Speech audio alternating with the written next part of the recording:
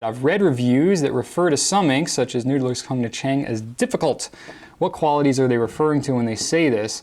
And can this tendency be compensated for with the right choice of pen?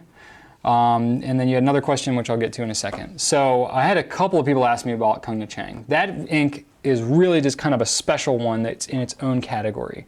Nathan Tardif created that ink especially. He formulated it from an ink that was used back in China long time ago. And I should have brushed up on it before I spoke on it here. I'm not going to spout off all the history because I don't want to say anything wrong. But it's a very special ink that was formulated for a very specific purpose, even to smell exactly like the ink used to. He did a lot of historical research, worked with Te-Cheng on doing that, and that's why the ink is named that. So it's kind of a special ink. It does have some quirky properties to it. It tends to dry up in the pen a little bit, so you need a pen that's going to stay pretty lubricated, stay pretty wet, and seal up really nicely. Even still, you might have some starting issues. You just kind of live with that. Maybe pick a wetter writing pen. And then, can it be compensated with the right choice of pen? Yeah, it definitely can. A wetter writing pen will help. One trick that I know that I've tried before is to take a very small piece of sponge, cut it up, wet it, and stick it in the cap. And then that kind of helps keep the nib moist. That's a trick that you can use on a lot of different pen inks if you have a pen that stays particularly dry, if you've got room in the cap of that pen.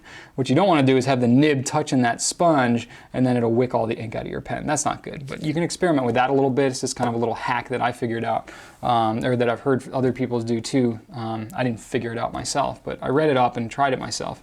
That trick can work. Let's see here, you said also, when does a person require the use of a lubricated ink? So lubricated inks, you're talking like the Noodler's Eel series. Monteverde advertises lubricated. The Pilot Iroshizuku inks aren't advertised as lubricated, but everybody kind of associates them as lubricated.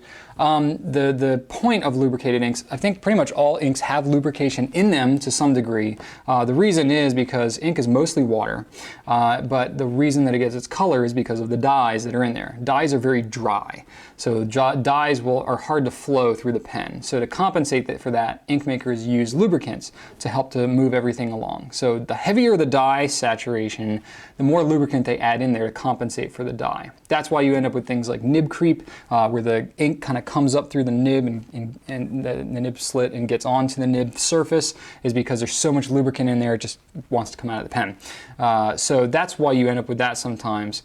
But the point of kind of over lubricated inks is to kind of lubricate the inside of the pen. If you've got a piston pen or even your converter, it'll kind of lubricate the walls of your converter or your pen and allow the piston to slide up and down, and you don't need to, I guess, maintain it quite as often as to grease it up and that kind of thing to keep it operating smoothly. That's kind of the point of the lubricated inks.